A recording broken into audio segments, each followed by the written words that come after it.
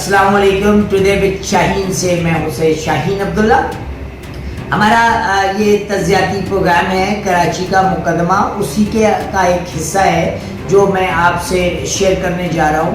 آج صبح کے اخبار میں سندھ کے 2 صوبائی وزراء پریس کانفرنس کرتے ہوئے نظر آئے. جب ان کی پریس کانفرنس کا متن پڑھا گیا تو اس میں سوائے اس بات کے اور کوئی بات نہیں تھی کہ یہ اس قوم، اس شہر کے 1.5 کروڑ 2 کروڑ عوام کو احساس دلانا چاہتے تھے کہ تم تیسرے درجے کے شہری ہو. دیکھیں، متحدہ قومی موومنٹ یا جو اردو اسپیکنگ کی نمائندہ جماعت تھی، اس کو دیوار سے لگانے کا عمل پاکستان رینجرز کے ذریعے یعنی ایک اسٹیبلشمنٹ نے دیوار سے لگا دیا، اور وہ تمام اختیارات ان لوگوں کو دے دیے گئے جو اس شہر کے نہیں ہیں. لاڑکانہ سے آئے ہوئے، نواب شاہ سے آئے ہوئے، دادو سے آئے ہوئے لوگ جن کو یہ نہیں پتا ہے کہ اس شہر کے بنیادی مسائل کیا ہیں، انہیں اس شہر کا commissioner, deputy commissioner, additional commissioner اور اس مختلف علاقوں کے جوڈیشنل مجسٹریٹس لگا دیے گئے. یعنی دیکھیں کتنی عجیب سی بات ہے، کتنی متعصبانہ سیاست ہے کہ سینٹرل میں SOPs پہ عمل نہیں ہوتا ہے، سینٹرل میں SOPs پہ عمل نہیں ہوتا ہے، اور ساؤتھ میں جو ہے نا وہ وہاں کا کرونا کچھ اور ہے. سینٹرل میں 8 بجے کے بعد جو ہے نا پولیس اہلکار اپنی بھتہ مافیا اپنی کاروائیاں شروع کر دیتے ہیں، اپنا غنڈہ گردی شروع کر دیتے ہیں. کسی ایک یعنی آپ اندازہ اس سے لگا لیں کہ ایڈمنسٹریٹو پوسٹ پہ کوئی شہر کا نمائندہ نہیں ہے، چاہے بلدیاتی ہو، چاہے تھانہ ہو، چاہے پولیس ہو.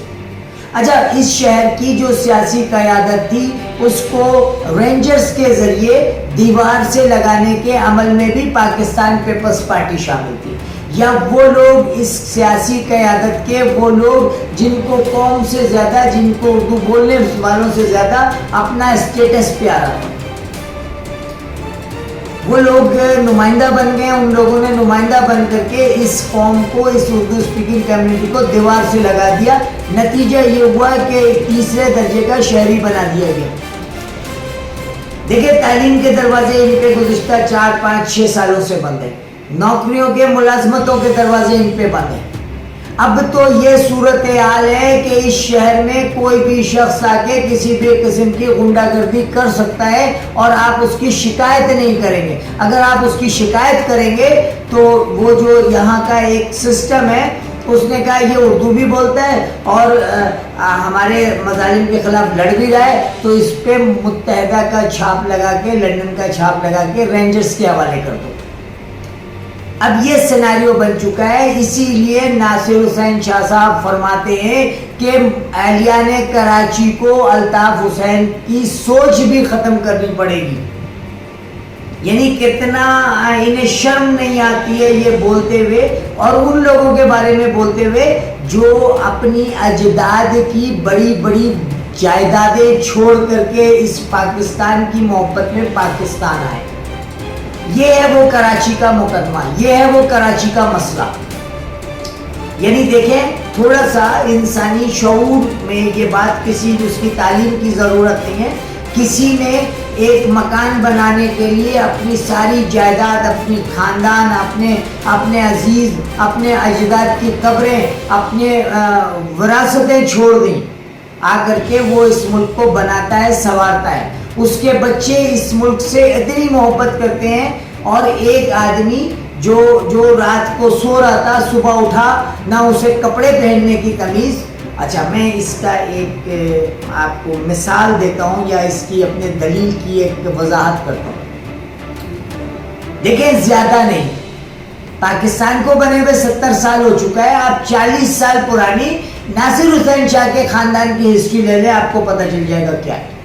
وہ جو شخص آصف علی زرداری ہے، اس کا باپ زیادہ نہیں، آج سے 45 سال 50 سال پہلے گدھا گاڑی چلاتا تھا. اس کی اپنی تعلیم کیا تھی، اس کی کیا تربیت تھی. آج وہ اس قوم کو کہہ رہا ہے بھکاری، پناہ گیر، بٹروا. اردو بولنے والوں کو بول رہا ہے وہ. اور ایسا کروانے کی وجہ آپ کی وہ سیاسی قیادت ہے جس نے اپنی عزتوں کو، اپنی حرمتوں کو ان کی جھولی میں ڈال دیا اپنے ذاتی مفاد کے لیے. یعنی کسی بھی غلط فیصلے کے لیے بجائے کھڑے ہوں، عوام کے سینے سے سینہ ملا کر کھڑے ہوں، لیڈرشپ اسے کہتی ہے.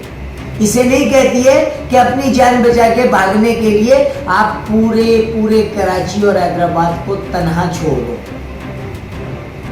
یعنی دیکھیں رشید العباس صاحب گورنر سندھ ہیں اور متحدہ ایک حکمران جماعت کے طور پہ تھی.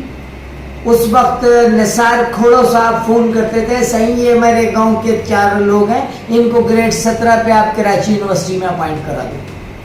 اس وقت میرٹ نہیں ہوتی تھی، اس وقت گورنر صاحب کو میرٹ کا خیال نہیں تھا. گورنر صاحب کہتے تھے کہ صوبائی وزیر ہے، پیپلز پارٹی کا ذمہ دار ہے، میں اس کے کہنے پہ اس کے 4 لوگوں کو اپائنٹ کر دوں.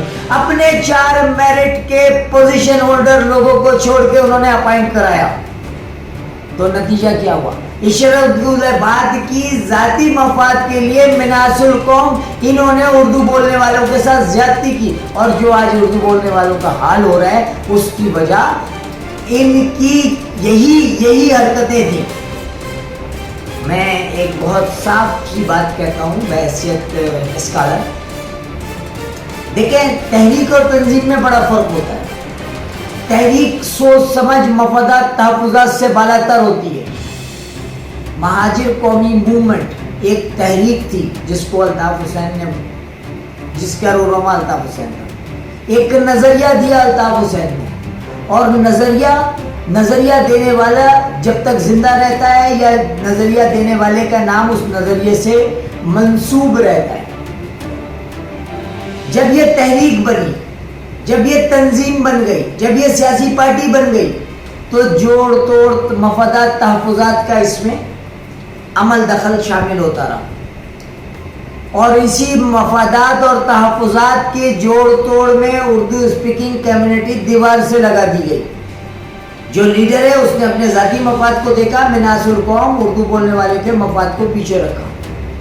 اگر ارشد العباس صاحب نثار کھوڑو کے کہنے پہ 4 لوگوں کو نہیں لگاتے اور کہتے میرٹ ہے تو شاید اس قوم کو میرٹس میں تو کوئی نہیں جیت سکتا.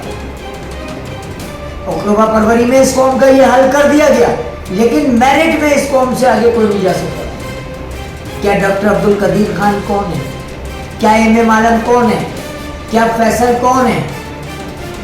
یہ وہ لوگ ہیں جنہوں نے، یعنی میں ایک بہت چھوٹی سی مثال دیتا ہوں کہ کیکر کے بیج سے کیکر ہی پیدا ہوتا ہے، کیکر کے بیج سے گلاب نہیں پیدا ہو سکتا ہے.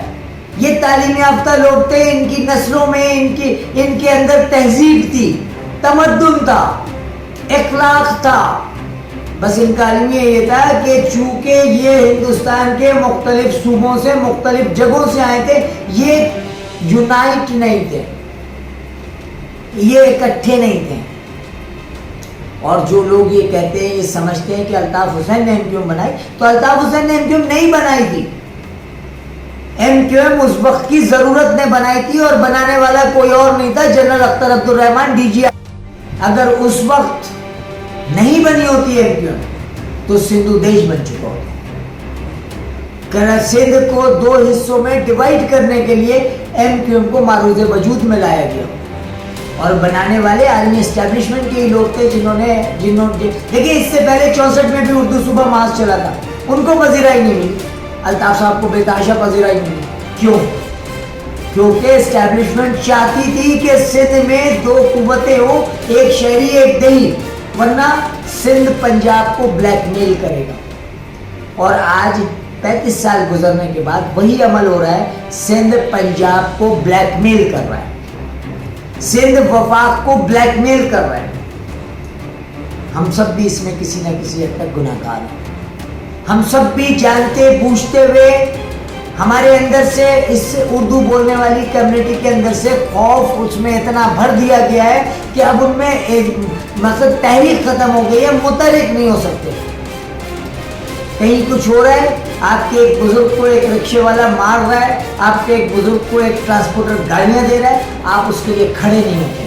चूंकि आप अंदर से खौफजदा हो गए और एक प्लानिंग के तहत आपको खौफजदा किया गया। टुडे विद शाहीन में कराची का मुकदमा देखते रहिए, जानते रहिए।